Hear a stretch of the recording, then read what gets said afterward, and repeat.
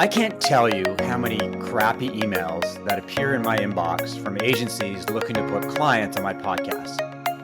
It's obvious that they've done little or no research about my podcast focus or the guests who have appeared on it, and they've definitely not listened to an episode. A lot of podcast agencies clearly use a shotgun approach to promoting podcasts. They reach out to dozens, if not hundreds of podcasters and hope that someone says yes. If you're a client paying an agency doing this kind of outreach without research, they're doing you a disservice and it's a waste of money. To provide insight on how podcast agencies should operate, I'm happy to be speaking with Jakub Zajicek, co-founder and CMO with Speak On Podcasts, which not surprisingly is a podcast agency for B2B founders and executives. Welcome to Marketing Spark, Jakub.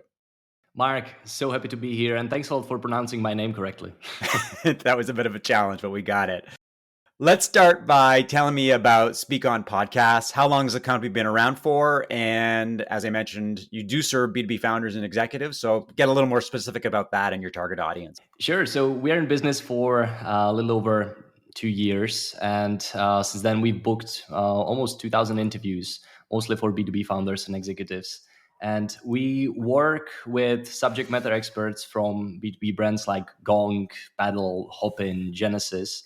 And what we do for them is that we basically find the right podcast that these subject matter experts should speak on, and we get them booked there on these podcasts as a guest. Usually the goal when a company like Gong or Paddle approaches us is they want to, share their message. They want to drive demand. They want to increase brand awareness, or they simply believe that speaking to their target audience at scale and delivering value will help them grow their business. And that's one of the main beliefs our customers have before they start working with us.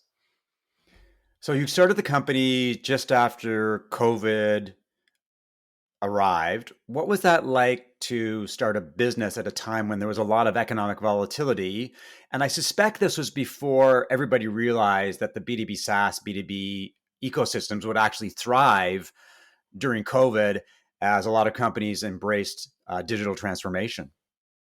So we went through a lot of transitions since the beginning. When we started, the target audience that was really closest to my heart, I wanted to work with individuals, consultants, coaches, agency owners, and so on. Yes, we started during COVID, and I think that it actually helped us, because a lot of stages got closed, people couldn't attend conferences.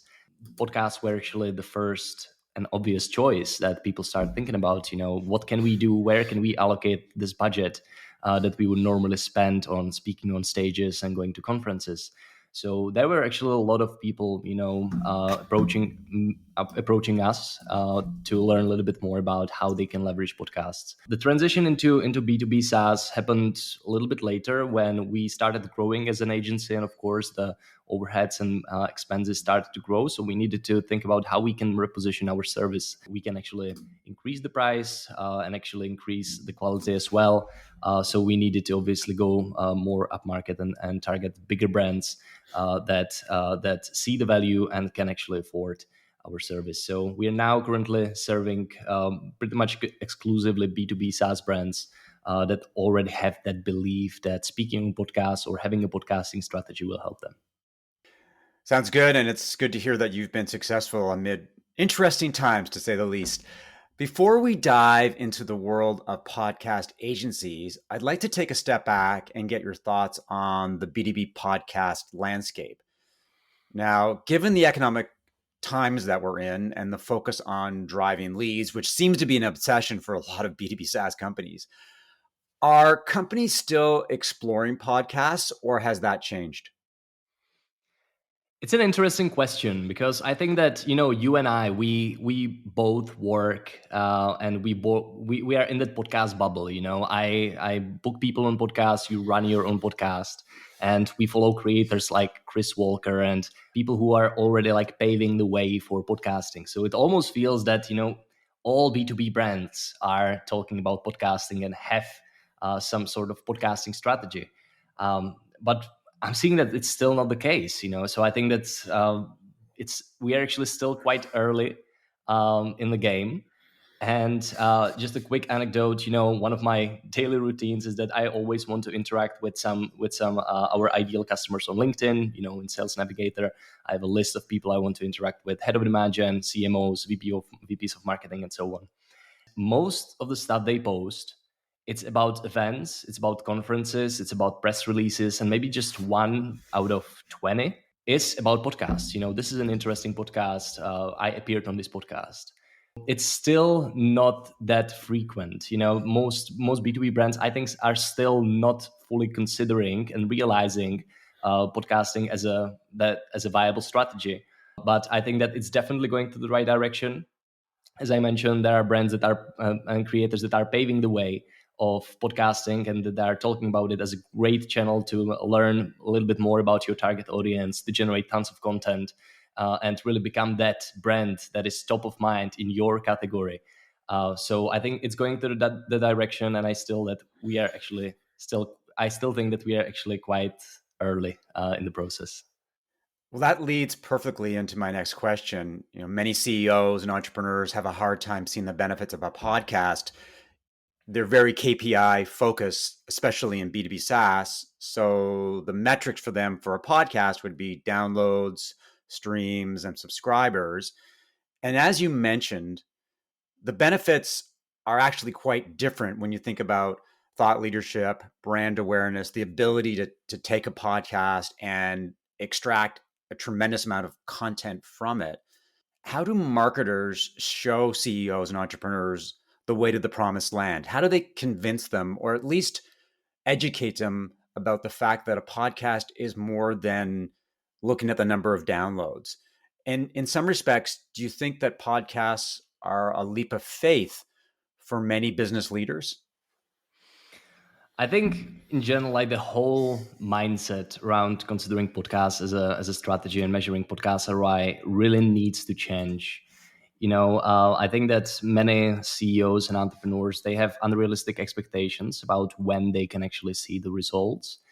So maybe they would give up too early. Maybe they give up after 3 months of podcasting, and whether it's appearing on other podcasts or hosting your own podcast, 3 months is just too little to see some results, and especially the results that these entrepreneurs and CEOs who are really focused on metrics that they can put into spreadsheet are focusing on. 3 months is just way too little time. That's it. I think that marketers, I think that they should talk to these decision makers more about all the positive signals that can happen like along the journey, before they actually get to the level of generating revenue predictably. And we've already talked about generating content, through the podcast that you appear on, or either the podcast that you host, or talking to your ideal customers. I mean, look at you, like you are talking to tons of marketers. You had Chris Walker on your podcast, some other crazy creators on your podcast, and you have a unique opportunity to have conversations with interesting people. And it is very intangible. Like it's you cannot really measure relationships, but if you really look at podcasting, and again, it's same with hosting or guesting, it is after all like almost like a networking strategy, because you get in front of people that you actually can partner up with. They can refer you customers and so on, and that's the one guaranteed interaction that you will always have. And I would really recommend that really in the first 3, 6, maybe even 12 months, I wouldn't even worry about number of downloads, but I would worry about all of these little things that are happening along the journey, whether it's learning more about your customers, creating content, networking with the host, and so on. So I think that it really comes down to education. What I find interesting these days when I look at the B2B SaaS landscape is there is an desperation for leads. A lot of companies for the last couple of years, the rising tide lifted all ships, and it was easy from a marketing perspective to bring in leads. Now times are tougher. A lot of entrepreneurs and CEOs are a little bit anxious about keeping the business moving forward. And one of the things that they're focused on is conversations, is getting in front of prospects and customers for that matter, and having conversations about why they matter and what they can do. What I find really interesting about a podcast is like, it's like a Trojan horse in many respects, is that it gives you an excuse to reach out to prospects, influencers, customers, the media, and ask them to have a 30-minute conversation with you. And that's a big ask if it's not a podcast. But what I find is that podcasts, I also describe them as digital catnip. It's really hard for people to resist an invitation to a podcast. In the 2 years that I've run a podcast, I would say a couple of people, only a couple of people have actually turned me down, and everybody else says yes because a podcast is easy to appear on. You really don't have to do a lot of preparation because most people know the answers inside out. So if I'm a CEO and I'm looking at a podcast and I want conversations, I would be all over them. I would see this as one way to do rock solid marketing that's going to have a lot of benefits, but they still don't see that, and that is very puzzling to me. Yeah, I agree, and I think that this really comes down to the concept that I think James Carberry from Sweetfish Media described quite well: content-based networking. When you're creating content together with your ideal customer or partner, it's easy to really ask for their time. You know, everyone is happy to jump on your stage and share their point of view. It's not a bait and switch strategy. You know, like both parties win if it's executed properly, and if the creator of the content is treating it as a way to deepen the relationship, to establish the relationship. And it's not like that you finish recording a podcast and then you start pitching me your services. I mean, that really wouldn't work. That would leave a very bitter taste in my mouth if that would happen after this recording. What will happen after this podcast is that, yes, I will interact with you more on LinkedIn. We'll be sending you more guests, you know, and over time, when there's time, when I will need more help with positioning, I will think about Mark, who can actually help me. You know, so it's a way to establish relationship. It's a way to network with interesting people, and you really need to be in the right mindset to believe that this will lead to results. You know, if you're a very transactional marketer and entrepreneur, this wouldn't make much sense. In many respects, podcasts are sexy and cool. There's a lot of talk about launching a podcast, but often it's just that talk. How would you suggest that a company get started with a podcast? Because from the outside looking in, it appears that there's a lot of moving parts. It takes a lot of time and effort. I think there's probably some concern about expenses in terms of what kind of investment you need to make. So I think it keeps a lot of companies on the sidelines as opposed to jumping into the fray. What would be your advice for companies that want to launch a podcast, but they're holding themselves back for some reason? Well, full disclaimer, I'm not a podcast production expert. You know, we help people to speak on existing podcasts, but we talk to a lot of companies that are maybe considering launching a podcast, but they are not ready to launch a podcast just yet. And usually it's lack of time or lack of expertise, or they're realizing that it will be a huge commitment. You know, you don't want as a brand to commit to something like podcast that is really very often indefinite activity that you are running, right? Like you will be doing it for years, and you don't want to commit to something and just stop after 2 months, because it just doesn't look good, right? If you don't keep doing it, and really the trust is built through consistency.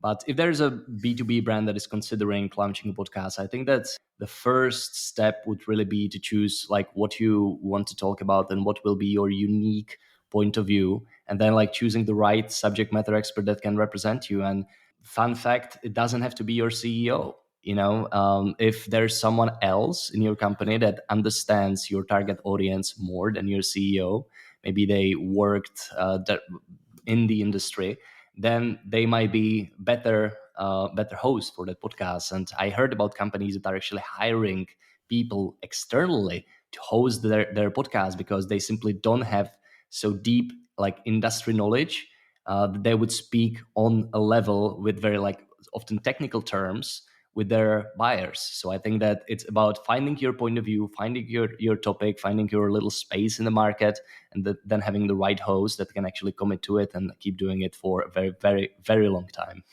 That's great advice. One thing that I would offer is it's okay to take a walk before you run approach to podcasting.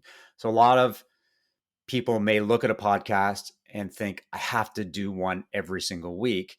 But my advice would be for a B2B SaaS company is start with one podcast a month. That's all you need. A 30-minute conversation with someone, and then to get ROI, to learn and to educate yourself, start extracting content for blog posts, LinkedIn posts, Twitter updates, answers on Quora, things that you can post on Instagram. There's all kinds of goodness that comes out from just doing one podcast a month.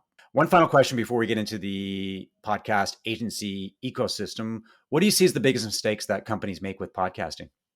And you mentioned it in your last sentence, and I think that it's whether it's hosting or guesting, I think it's lack of distribution. Very often, podcast hosts and the companies who are running the podcasts or companies who are appearing on these podcasts, they're really looking at the number of downloads, number of listens. If I don't know your podcast and your episode is 30-minute long, it's a very big ask for me and quite big risk to take to tune in for full 30 minutes. And I think that companies need to shift their perspective from driving all traffic to the full episode and really produce all of these podcast episodes and appear on podcasts with a distribution in mind. Because what really matters is that you get the message across, that the listener of the podcast or the person who will be watching that snippet on social media will get bought into your point of view and they will like what you're saying. Now, if that happens, it really doesn't matter where it happened. The job got done. You change someone's some person's way of thinking, how they approach, how they think about problems. And it doesn't matter that they didn't go to Spotify and click to your episode and listen to the full thing. If they've seen 5 of your 2-minute videos featuring the best parts of the podcast natively in their LinkedIn feed. So I think hosting or guesting, really think about distribution and how it can fuel your social media growth and in general content marketing. From the outside looking in, the podcast agency landscape strikes me as the Wild West. There must be hundreds, if not thousands, of podcast agencies battling to place guests on podcasts. As I said off the top, I get 5 to 10 outreach efforts in my inbox every single week, and most of them are pretty crappy. And I am curious about your take on the podcast agency ecosystem. What are the barriers to entry, and what should companies know about agencies that book clients on podcasts before they make a commitment to them?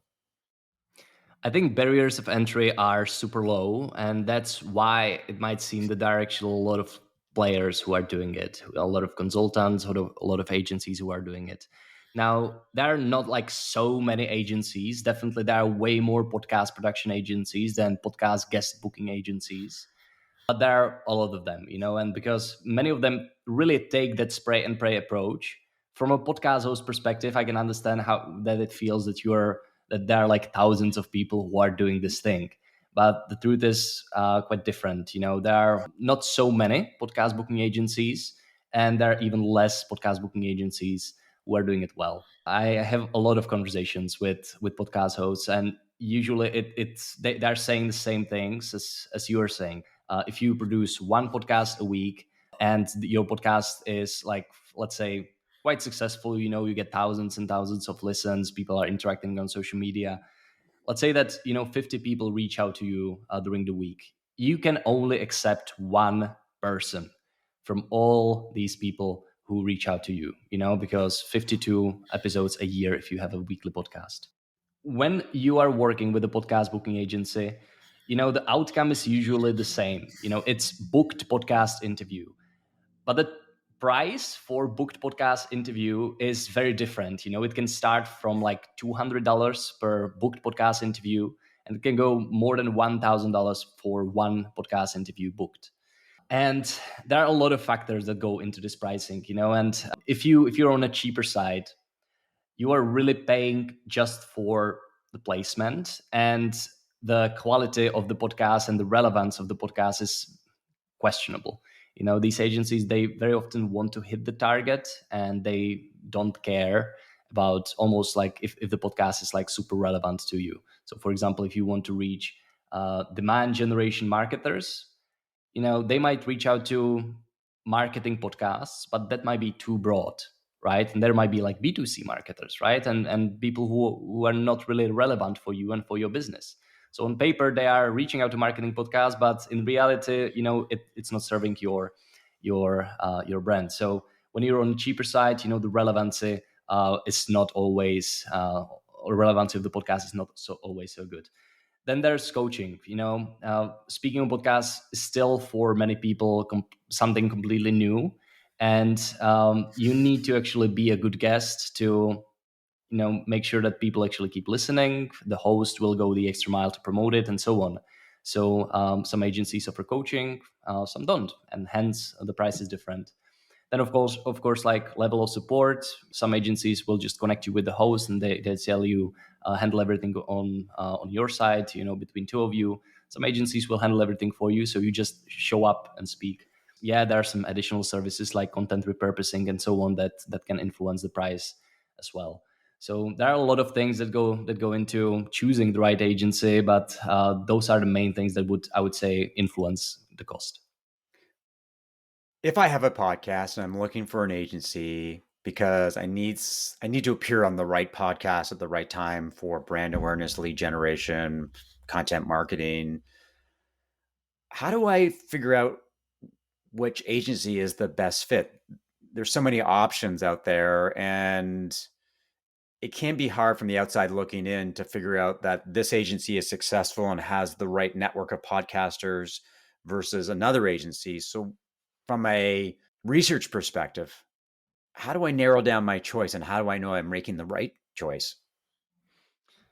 So obviously it needs to fit into your budget, right? I talked about that there are different packages and different prices that you can pay for guest booking. But I think that I would always look into the clients that this agency is working with. We are very on a B2B SaaS site. So if a yoga coach will reach out to us, our pricing and our messaging won't resonate. And there are agencies that are helping way more people, and they're like more target audiences, and they're very often cheaper. So I think it really boils down to budget, and choosing the agency that has relevant case studies and that is promising you what you actually want. Because the truth is, you might don't need coaching, you maybe don't need content repurposing, and you maybe don't care about the relevancy of podcasts, and you just want to be on a lot of podcasts to, for example, generate backlinks, for your website. Then you might go with the cheaper option. But if you really want to integrate speaking on podcasts into your demand generation strategy, I would definitely spend a little bit more time researching the right vendor. So, let's look at the other side of the coin.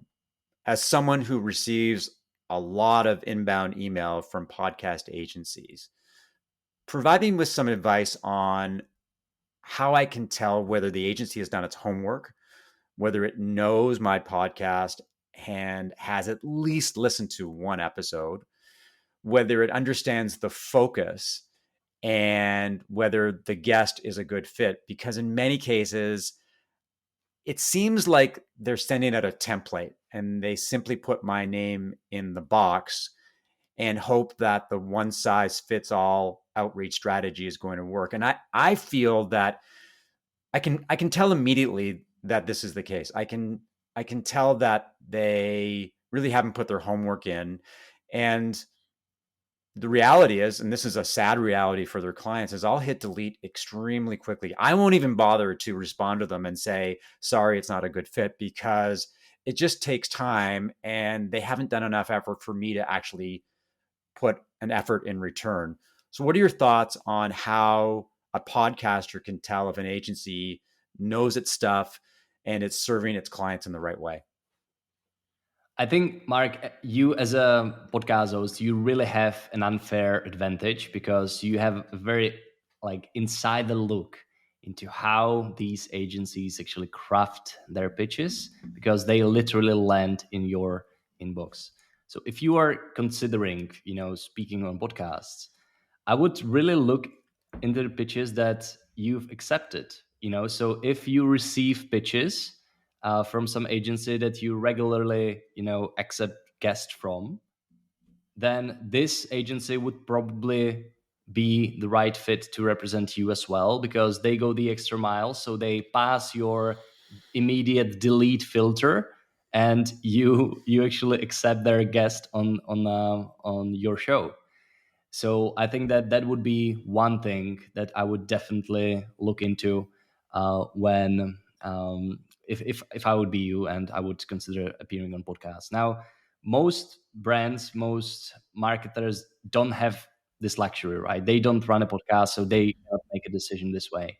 I would really just set up a few calls with some agencies, and I would ask some questions about how they handle their process. So, for example, how many customers one account manager or booking agent handles. There are companies that one person can handle 15 customers.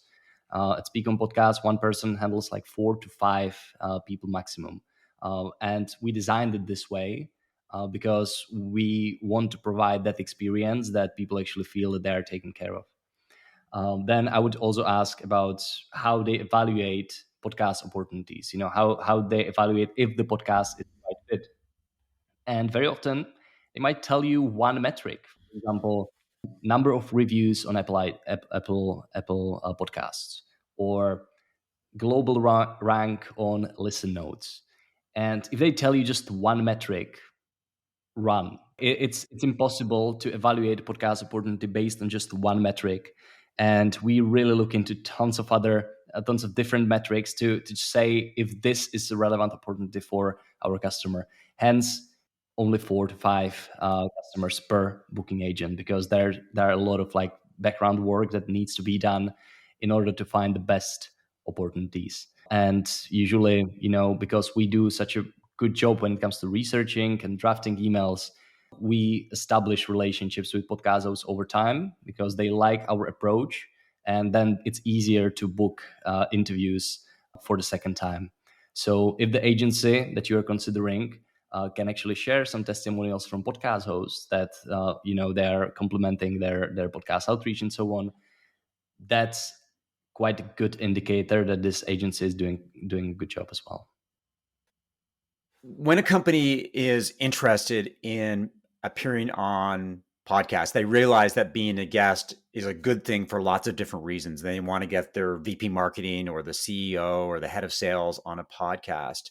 What are the balances between trying to do it themselves and use an agency? Obviously, there's costs involved and effort. A lot of companies, especially bigger companies, figure that their marketing department should be able to reach out to podcasters, identify podcasters, and reach out to them and get the job done. When do you think is the right time to hire an agency, and why would a big company, for example, pick an agency rather than use the do-it-yourself approach? So I think two reasons to answer the last question. Relationships. The big company might have few friends in the podcasting industry, so they might land a few bookings, but if it needs to be like a solid strategy, you need to appear on at least like 10 podcasts to see some snowball effect. Then it's really know-how. On paper it looks simple. You find a podcast you want to reach out to, you send an email, and you get a booking. And this is the premise that we started with when we started our agency, but we soon realized that it's not that simple. Sometimes you message the host, sometimes you message the producer, sometimes you message a co-host who doesn't handle bookings, sometimes you cannot find the email address at all. Then finding the right podcast. There are a lot of things that go into doing this consistently and predictably, and it took us a year and a half to do it in a way that we know that we can onboard a customer, and in 4 months they will be satisfied customer. We needed to go through a lot of iterations of our process to refine it, and along the way we built a lot of relationships. So I think that these are the main two things, main two biggest bottlenecks. Relationships with podcast hosts, and that you probably don't have time and energy maybe to build the whole process internally. When's the right time? I think that the right time to start appearing on podcasts is when you already have some other activities going on that are generating pipeline. So usually, if you would start appearing on podcasts with the expectations that you will start getting tons of leads from each interview, uh, that's not something that we can actually promise. And if an agency is promising this to you, again, that is quite like a red flag. This is more like a brand awareness play. You want to use this to create tons of content to stay top of mind, but our best customers are already doing tons of other different marketing related things that is building their pipeline, and this is almost on top of it that they can that support their other efforts. So for example, you appear on a podcast, then you can share it within your overall content on social media, on website, and so on. You can share it with your pipeline when you are following up with leads and so on. So I think that have other things in place before you decide that you want to start speaking on podcasts strategically. Final question, and this may be a tough one given the fact that you have relationships with many B2B podcasters. What are the B2B SaaS podcasts that you listen to on a regular basis? Funny enough, I get most of my B2B information, B2B marketing information from LinkedIn and from books. But when I really want to listen to a podcast, I won't be very original, but I will say Revenue Vitals. Originally, it was State of Demand Gen.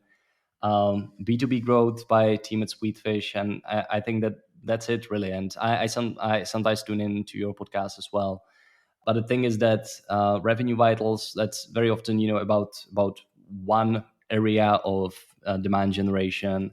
They're exploring like B2B marketing from one point of view, and then I like B2B Growth because they're talking about different things that are often not discussed on Revenue Vitals. So it offers different point of view, and the frequency is crazy. Like I think they post once a day. It's a daily podcast. So those are two /3, if I include yours as well, podcasts that I always like to listen to. But as I mentioned, mostly from LinkedIn, and if I should count all podcasts that I listen to on LinkedIn through snippets on audiograms and so on, that'd be way more because I get the information from LinkedIn, including snippets from podcasts that I didn't list here. Where can people learn more about you and speak on podcasts? If you enjoy this conversation, I would recommend that you send me a connection request on LinkedIn. In the connection note, just let me know that you heard me on Marketing Spark. If you are considering speaking on podcasts, you can go on speakonpodcasts.com and learn a little bit more about what we do. We have public pricing, so you can see what we charge. You can book a call right away, and we'd be happy to chat. Well, thanks, Jakub, for the great insight about the podcasting and podcast agency landscape. And thanks to everyone for listening to another episode of Marketing Spark. If you enjoyed the conversation, leave a 5-star review, subscribe via Apple Podcasts, Spotify, or your favorite podcast app, and share via social media. To learn more about how I help B2B SaaS companies as a fractional CMO, strategic advisor, and how I create better positioning and messaging, email mark@markevans.ca or connect with me on LinkedIn. I'll talk to you soon.